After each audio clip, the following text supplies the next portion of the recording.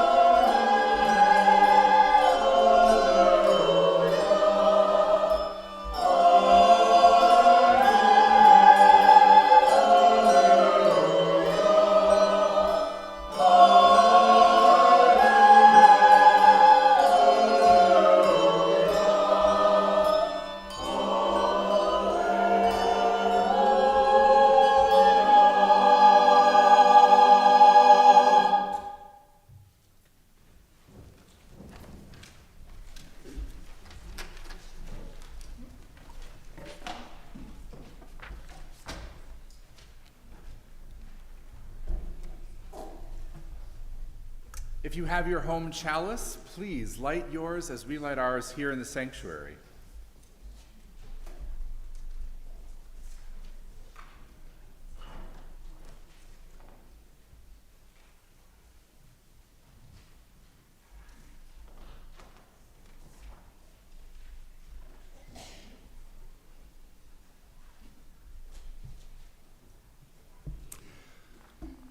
We begin today with words for the Trans Day of Visibility by Sharon Wiley. So often in religious life we speak of brokenness, but today we speak of wholeness.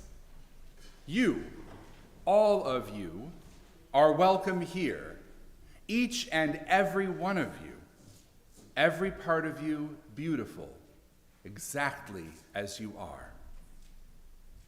Here, you do not need to be something more or less. You don't have to hold back. You need not hide. You don't have to exert yourself, do more, or be more. Exactly as you are, you have inherent worth and dignity. You have beauty. You have brilliance. There is nothing for you to prove here. Nothing to prove to me or to the person sitting next to you. Nothing to prove to the children or the parents or the leaders or the volunteers.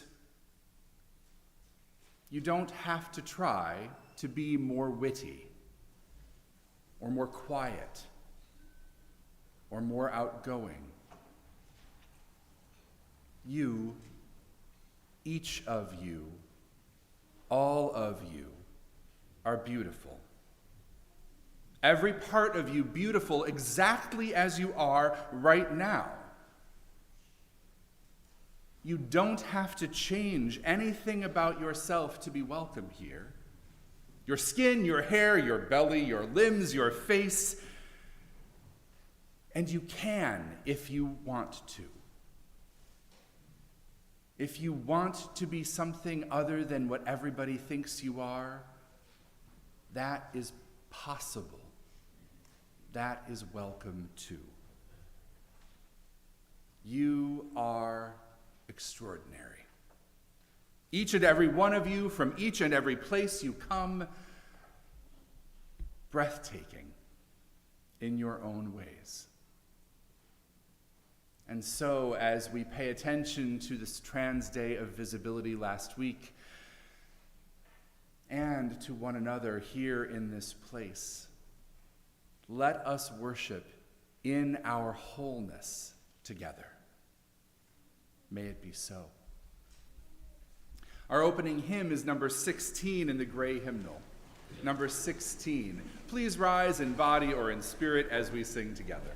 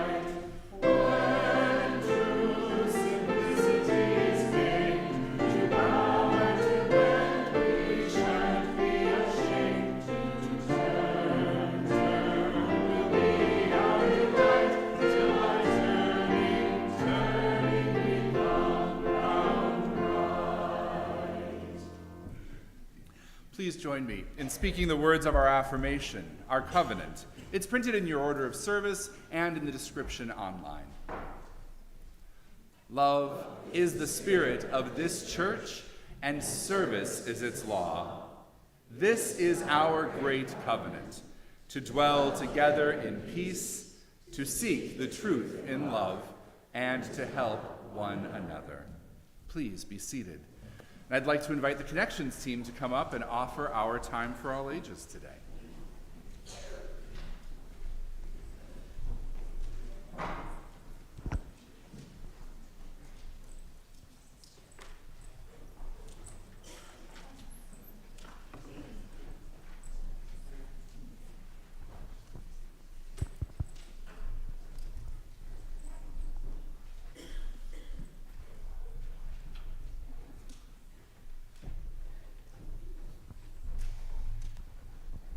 Should we invite the kids up first? Or? Okay. any little ones, you want to join us up front, you can come sit on the steps. Come on, join us. We have some exciting stuff to talk about today. Well, first, for those of you who don't know, we are the Connections team, and we coordinate social action projects for our children and youth. We really try to offer meaningful projects that help our children and youth feel connected to others in our local community and the country. And we really encourage our children and youth to get involved rather than giving money, but by doing hands-on activities. And you also may have bought some stuff from our bake sales. That's what helps funds all of the great work that we do. And we've also, some of the things that we do are the book drive and preschool items for Sanchez School. And Debbie is going to talk to us a little bit about Hawkwing and what we're going to be doing today. Good morning, everybody. Hi. Talking to them. So, you guys may or may not have helped make soup before. Have you guys ever helped with the beans and make the soup? Yeah. Yeah? Do you guys know where that goes? Where do we send that soup? The schools. That's a good guess.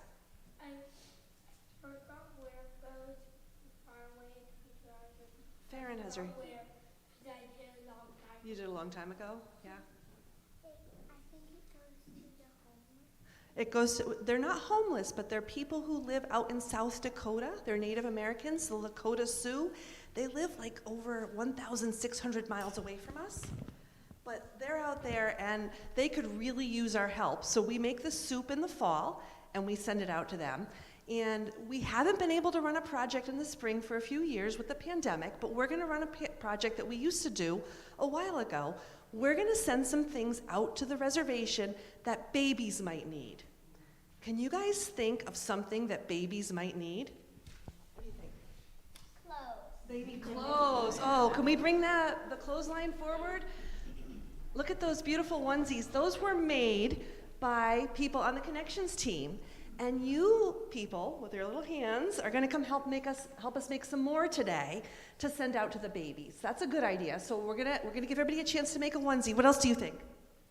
Diapers. Diapers. Oh, can I get some people to hold up some diapers?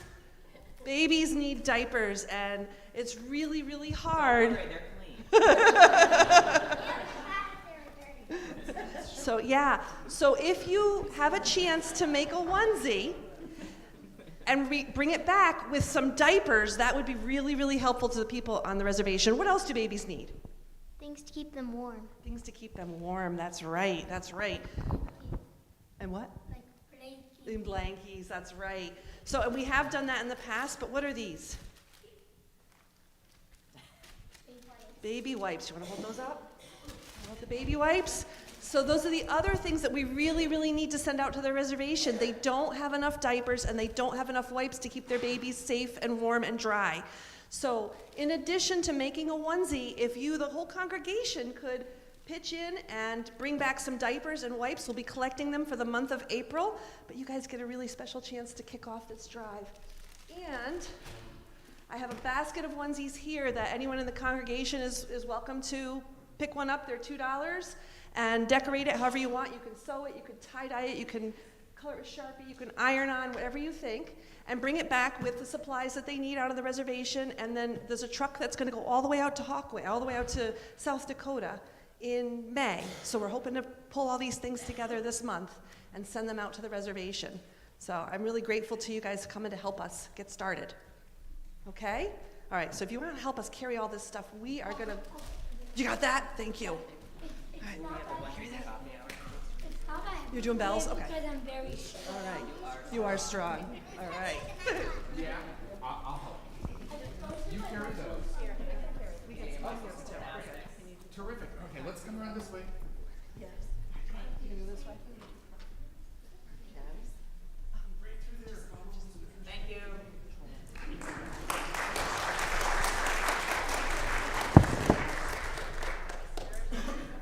What's your name?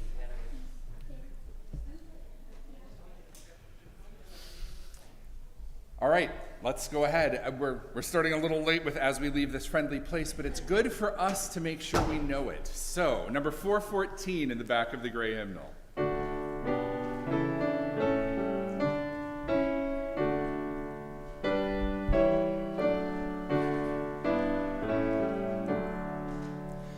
As we leave this friendly place, love give rise to every face. May the kindness which we learn light our hearts till we return. And there were still a couple of kids. Nicely done, everybody. Our voluntary offering, the sharing of our resources for our shared work as a religious community, is a spiritual practice for us. By offering your time, talent, and treasure to this community, you help us serve our members, friends, and those beyond our walls and our doors, too. And so as part of that service, we share our general offering each week with organizations that do work in the world that bring us ever closer to creating beloved community. The Interreligious Eco-Justice Network is Connecticut's only faith-based environmental nonprofit. The mission of the Interreligious Eco-Justice Network, or IREJN, is to inspire and equip Connecticut's religious communities and their spiritual allies to protect our planet through education, engagement, and advocacy. Our congregation has formed a strong partnership with IREJN. In 2022, we hosted a couple of webinars together, and this year we were chosen by the organization as one of 25 faith communities in Connecticut that will receive mentoring to promote and publicize our energy efficiency campaign. Together with other churches and synagogues, other congregations of all kinds, the Universalist Church will be promoting an energy campaign that will bring energy efficiency and cost savings to thousands of homes in Connecticut while reducing greenhouse gases too. You can contribute electronically by using the QR codes on your order of service. You can use the links in the description online or those on our website to make your donation to our offering. And here in the sanctuary, our offering will now be gratefully received.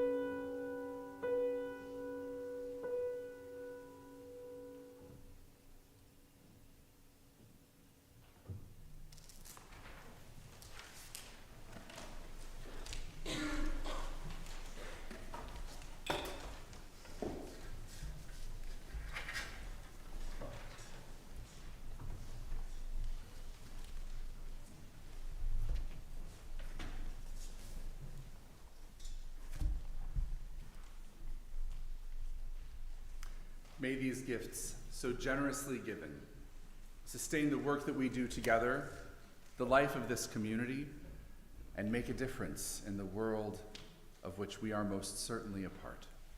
Thank you. Thank you. Please rise in body or in spirit while we speak our congregational reading. It's number 440 in the back of the gray hymnal. Number 440. I'll speak the words in Roman type, and we'll all respond with the words in italics. It's called From the Fragmented World. From the fragmented world of our everyday lives, we gather together in search of wholeness. By many cares and preoccupations, by diverse and selfish aims, are we separated from one another and divided within ourselves. Yet we know that no branch is utterly severed from the tree of life that sustains us all. We cherish our oneness with those around us and the countless generations that have gone before us. We would hold fast to all of good we inherit, even as we would leave behind us the outworn and the false. We would escape from bondage to the ideas of our own day and from the delusions of our own fancy. Let us labor in hope for the dawning of a new day without hatred, violence, and injustice. Let us nurture the growth in our own lives of the love that has shone in the greatest of men and women, the rays of whose lamps still illumine our way. In this spirit we gather, in this spirit we pray. Let's join in singing our Doxology.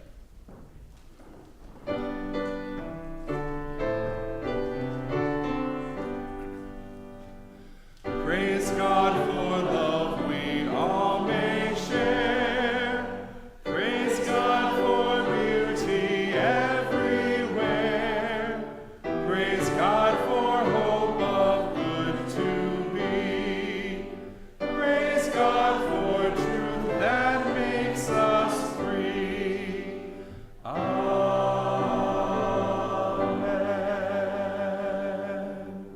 And please be seated.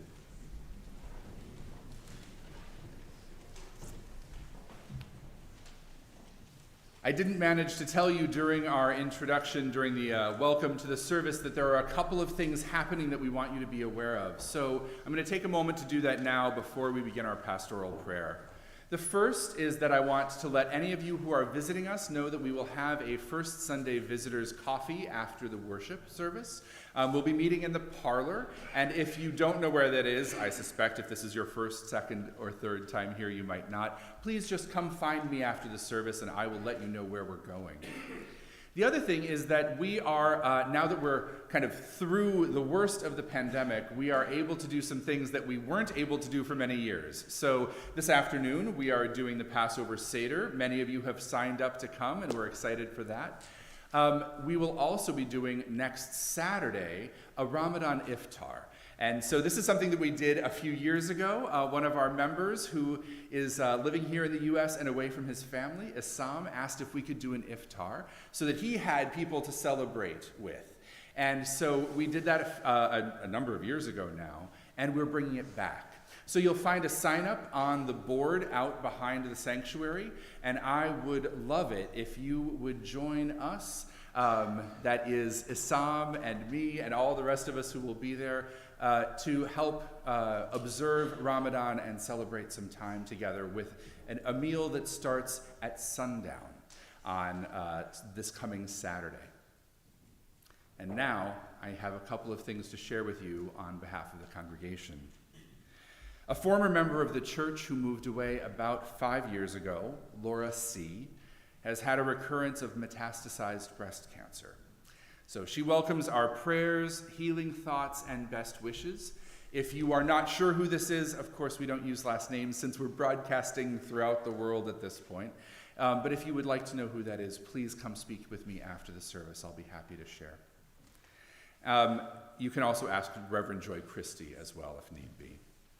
And I need to share with you that Donna L's aunt, Bridie Prout Shanahan, died Friday night in Ireland. And so she has traveled to be with family for the wake and the funeral. We wish all of these people well and hold them in our hearts and prayers.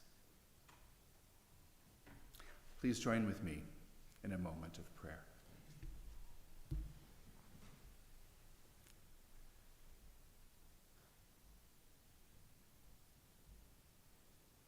Today we mark many, many things. It is Palm Sunday. Passover is approaching. The trans day of visibility has come and passed, and yet we still seek to be visible.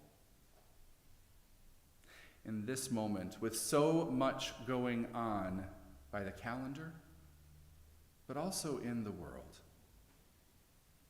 I ask you to take a moment to turn inward. Look to discover what it is that life is about. Marking time, observing meaning. It is about birth, illness, joy, death. And that is true for us as individual people, but it's also true for ideas and choices and beliefs. All of life comes in cycles, always beginning, always ending, always giving us the opportunity to allow those things that no longer serve goodness and kindness and truth a moment to fade. An opportunity to nurture those things which give life and love, that bring us ever closer to whatever we know as sacred, holy, worthy of our honor, and so turn inward. In a world that wants nothing more for than you to look at everything and not pay attention, turn inward. Discover what it is that life is about.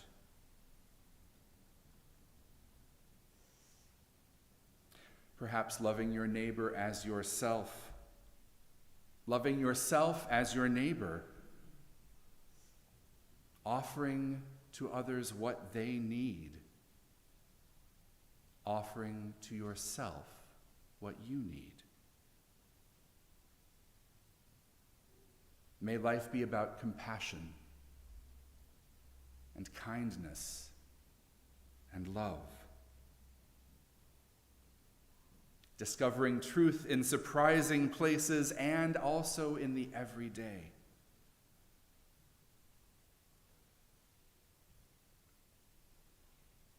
As we pay attention, may we find that what we learn allows us to create paradise every day within and among and beyond us. May we work to change this world so that no more children or youth die because of fear or malice or guns. May we live so that no more people are abused or tormented at all.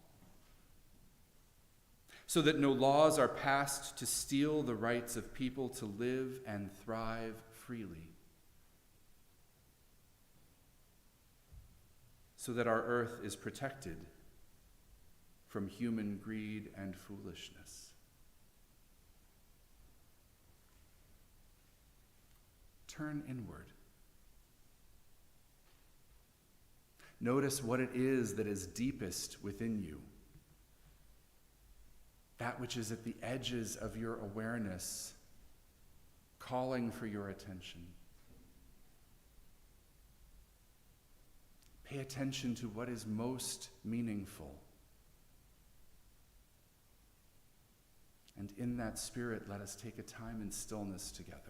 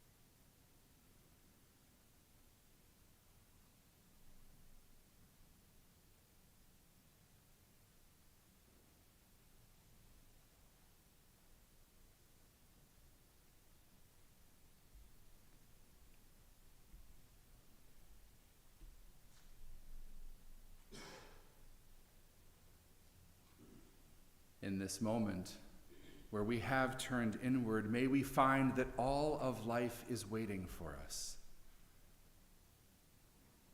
The beauty of sunlight and daffodils and crocuses,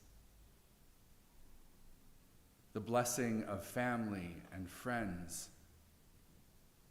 those around us on this spiritual journey. May we find that in all that is so good, that we have the strength to live fully, connected to that which blesses us, so that we may also then bless the world with all of life's precious gifts, making it better each and every day for each and every one of us too. May it be so. Amen.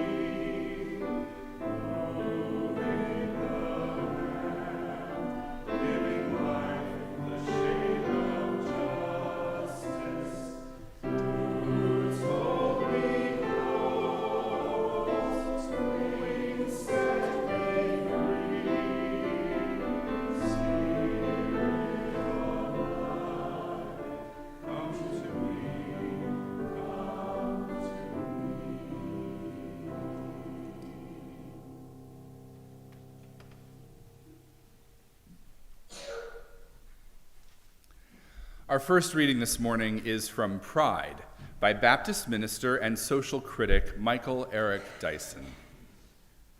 He writes, "It is remarkable how rhetorically pliable pride is, how it is linguistically and conceptually adaptable to a vast array of emotional, moral, and intellectual circumstances.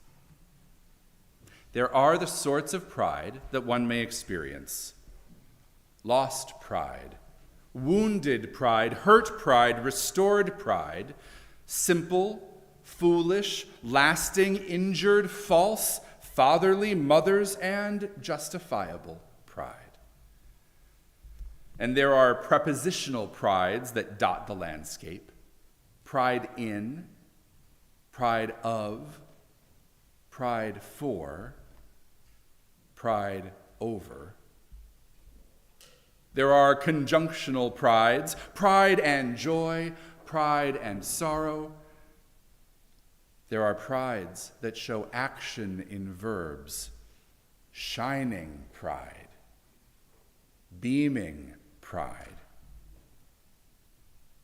And there are prides that speak of loss and plenitude, lack of pride, full of pride. And there are symptoms and manifestations of pride as well: the badge, mark, sign, and legacy of pride.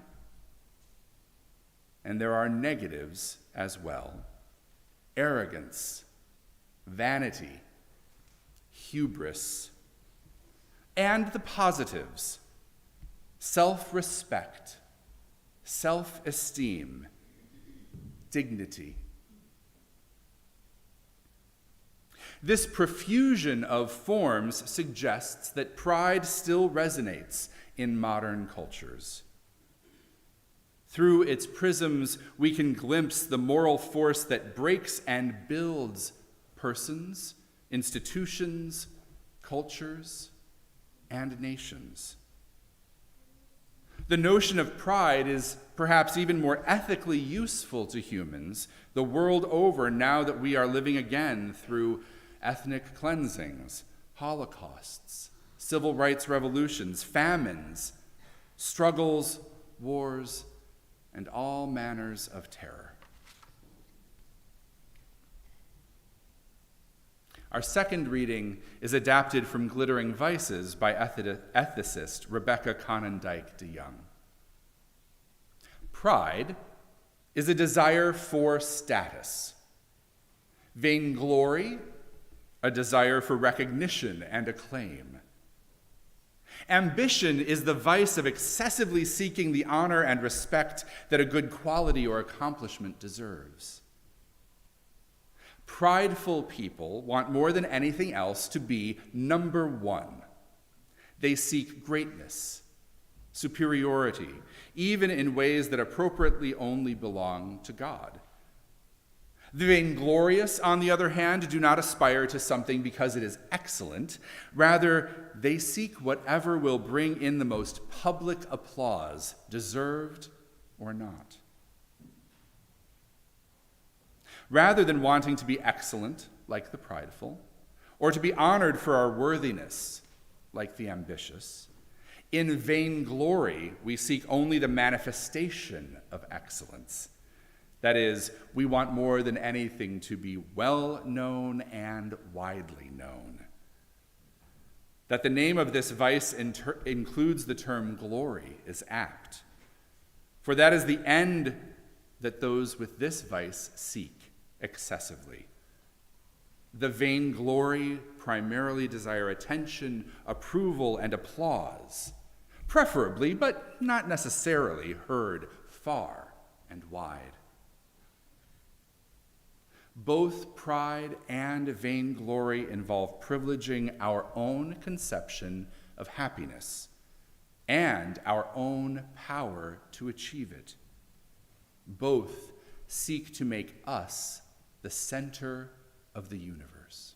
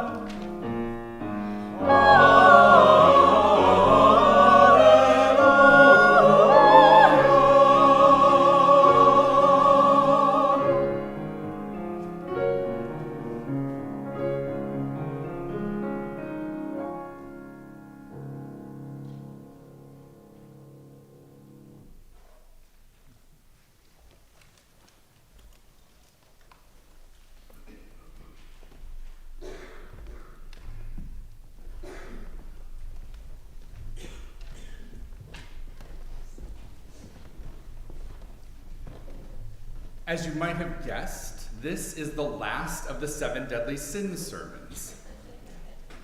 Today we talk about pride, and it seemed to me the perfect place to put it was with April Fool's Day, because in our pride we often find ourselves being quite foolish.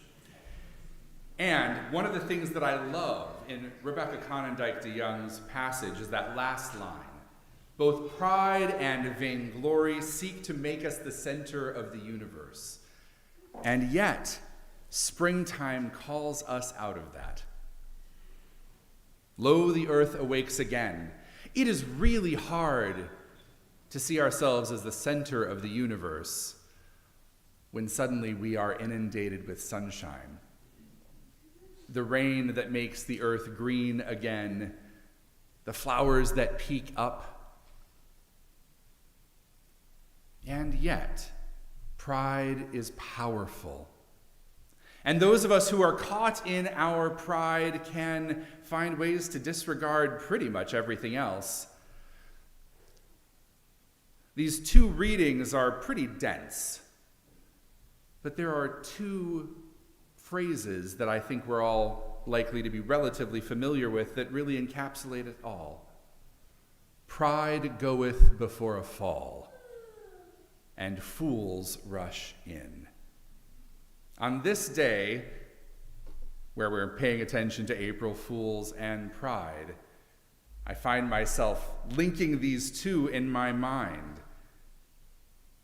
And perhaps that's because I associate them both with someone moving with such speed and such confidence that they miss that step they should have seen and take a tumble down the stairs. Perhaps it's also because occasionally in my life I can identify with both of those statements.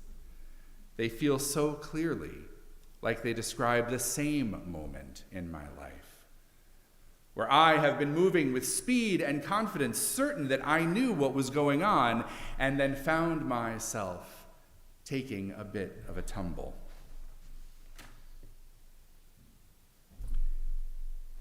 Interestingly enough, as I'd mentioned during the prayer, this is also Palm Sunday and the Sunday before Passover.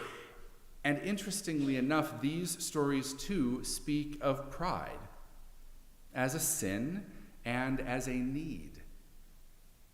In the story of Passover, Pharaoh is filled with the pride of birth and position.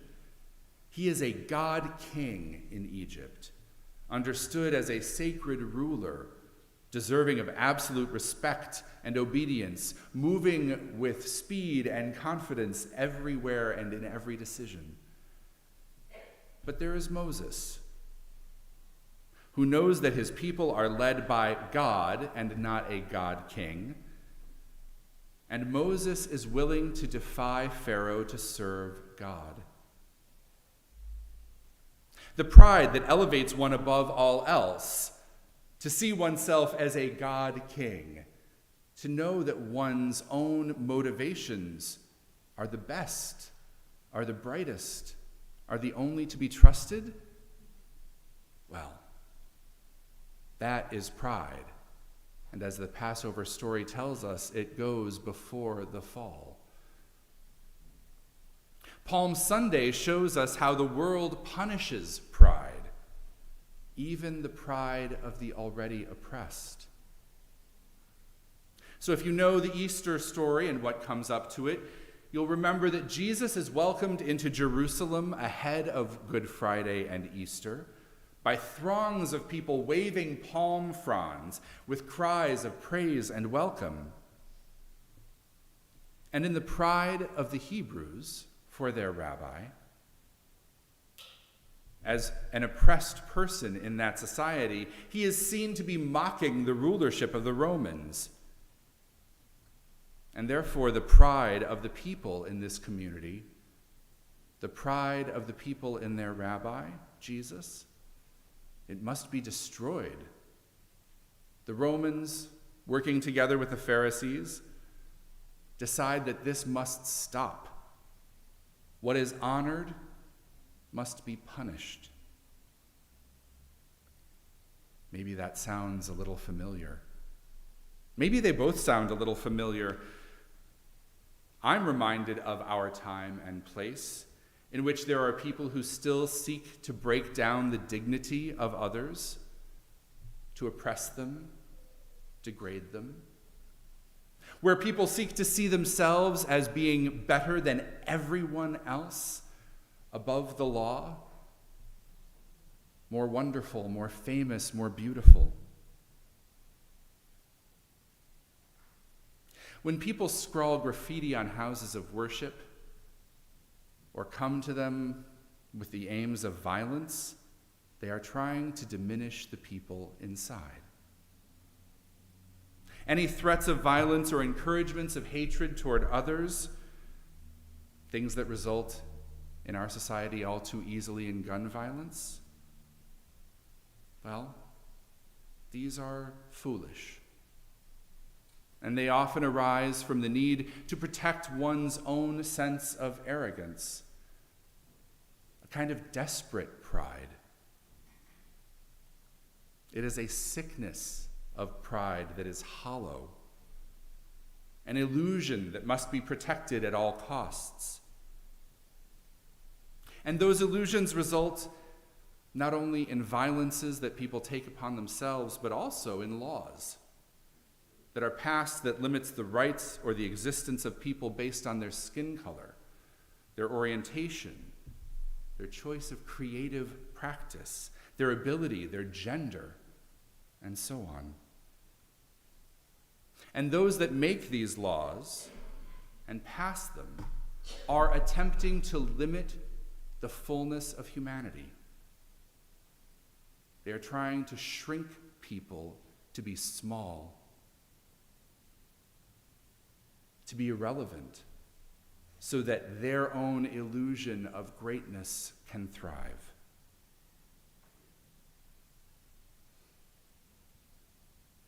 I am reminded, too, of the ways in which we often lift people up, celebrate their rise, only to tear them back down again.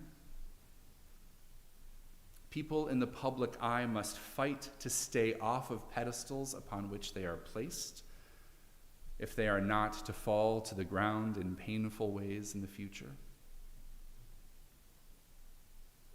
And of course, many people want those places on those pedestals to be seen as excellent or glorious or even just simply right. And all of this is the paradox that sits at the heart of pride. Because this one word represents both medicine and poison, both healing and harming.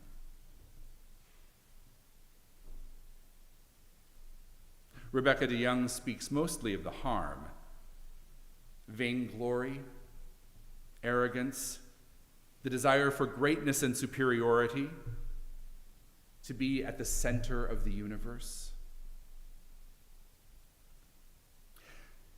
In the earliest versions of the 7 deadly sins, pride does not actually appear in the list. This one word that holds so many ideas, both good and bad, that wasn't in there.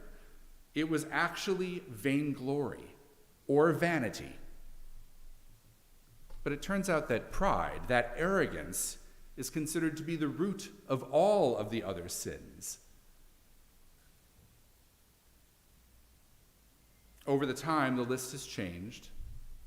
We don't really use the word vainglory anymore, even though it's a great word. And so now we are stuck with the word pride, a catch-all. It means vainglory and ambition and arrogance and hubris. At its very worst, it is hubris, placing the self above and beyond everything. Ethics, boundaries, our fundamental, holy interconnectedness with the all that is. And that allows for greed and lust and gluttony and wrath and sloth and envy. When we place ourselves above all relationships, above all interconnectedness, it is easy to indulge in the rest of the deadly sins. At the same time, this word means something really important, a desire for genuine status. Pride, in the right dose, of the right kind, healthy, proper pride, is the recognition of worth and dignity for an individual or a community. Healthy pride is part of our covenant as Unitarian Universalists, in our affirmation of the worth and dignity of every person. And so there's a reason why communities that have been marginalized or oppressed speak of pride. Queer pride, trans pride, disability pride, Black pride. And then these become days of celebration and days of remembrance, sometimes days of mourning. These are a way for people to publicly remind themselves and others about their rightful place in the whole of humanity, in all of creation. This kind of pride allows people to survive, transcend the cruelties and injustices they encounter. So Michael Eric Dyson, a Baptist minister and now a professor of sociology, but previously a professor of religious and Africana studies, he knows a lot. He writes of the pride needed by all kinds of people to understand their worth and dignity, and he comes to it through the lens of growing up in Black communities. He writes, "The stakes of self-regard greatly increase when healthy pride has been systematically denied. And that's why the loving, affirming Black communities in which I was nurtured and in which told me stories and listened to my stories and encouraged me to tell them are critical to my own self-worth and self-love. Black pride, whether it concerns skin, politics, social order, culture, or our stories of overcoming, is rooted in our will to be free as possible, to love ourselves without apology or regret." There is something profound here from which all people can learn. You do not have to be Black to understand the desire to be as free as possible, to love yourselves and one another without apology or regret. If we can do that, if we can have healthy pride, self-esteem, then we're able to offer love and justice and respect to the rest of the world, rooted in something that we know for ourselves too. And if you take that just a bit too far, pride can become sinful. When we cease to love our neighbors as ourselves, when we cease to understand ourselves in right relationship to the rest of existence. If pride becomes arrogance or vainglory or hubris, then it causes us to disregard others, to set down our ethics because they don't matter anymore, to disconnect from the sacred.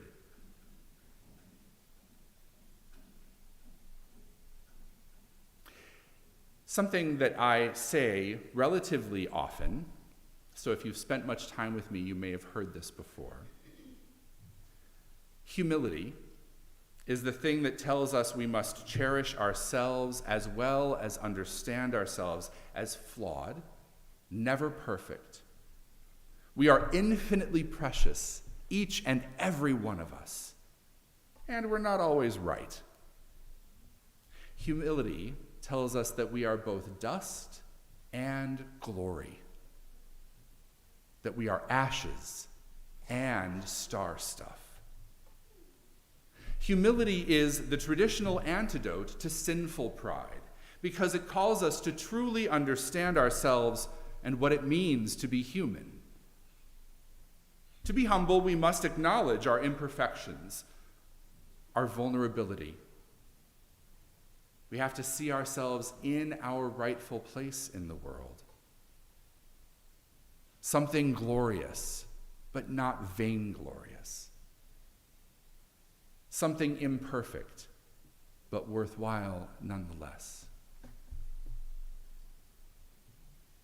There are a lot of people these days speaking about this sort of thing. My sister recently sent me some video clips by an author and speaker named Brené Brown. You may have heard of her. She's quite popular these days.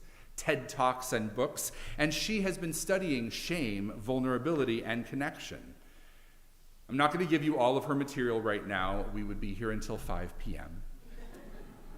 And I won't do it justice. She's well worth seeking out on your own. But what I find in her work is the heart of the paradox of pride. Vulnerability, this thing that feels frightening, that feels risky, takes courage and strength, and it's what actually allows for real connection. Attempting to be invulnerable disconnects us from what supports and truly strengthens us. Even if in our minds we think that invulnerability is strong, the truth is it's fragile. Invulnerability only lasts until it doesn't. And this is part of what is so terrible about pride. It makes us think that we are invulnerable until we aren't. It makes us think that everyone else is less important than they actually are, even as the prideful person diminishes themselves.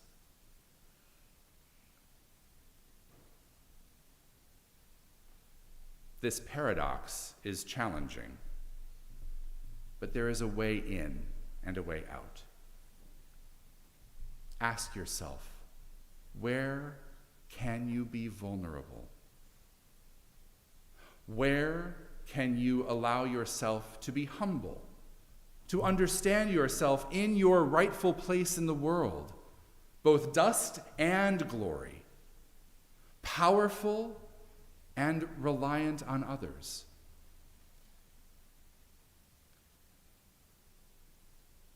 Our uncertain, imperfect places are part of our worth and dignity.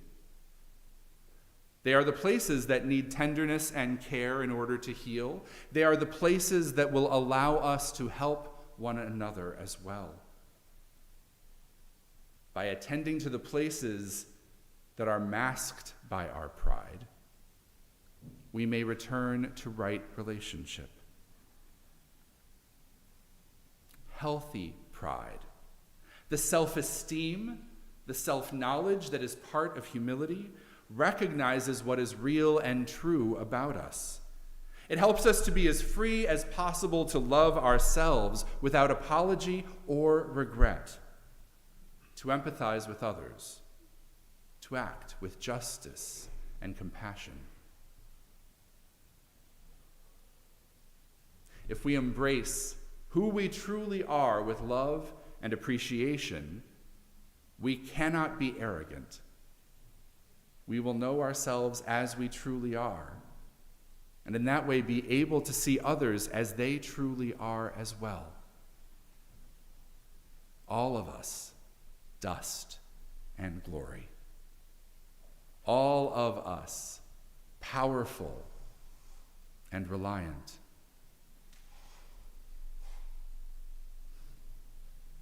Imagine perhaps not about yourself, but about our world.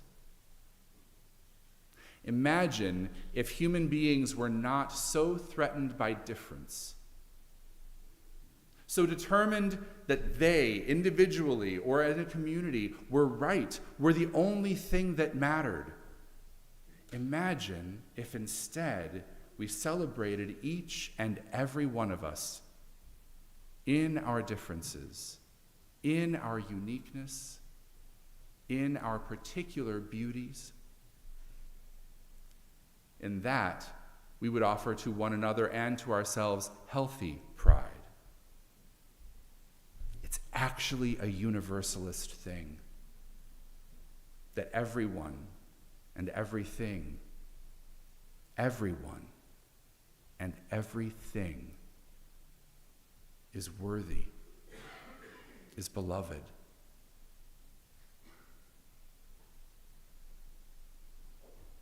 May you have healthy pride. May you know yourselves fully and well, dust and glory, ash and star stuff, powerful, interconnected, reliant on one another, and then bring that into the world. In this place, in our state, in our nation, we all need that healthy pride, and we need to permit it for one another. We need to make it possible for each and every and all to thrive. May it be so. Amen. Our closing hymn is number 114 in the gray hymnal. Number 114, Forward Through the Ages. Please rise in body or in spirit as we sing together.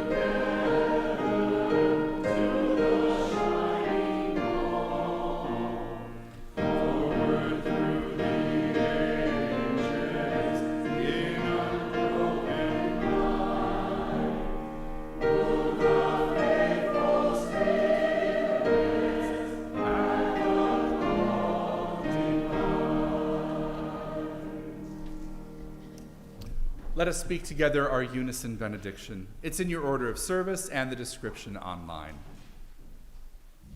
Engage with the world in peace. Have courage. Hold on to what is good.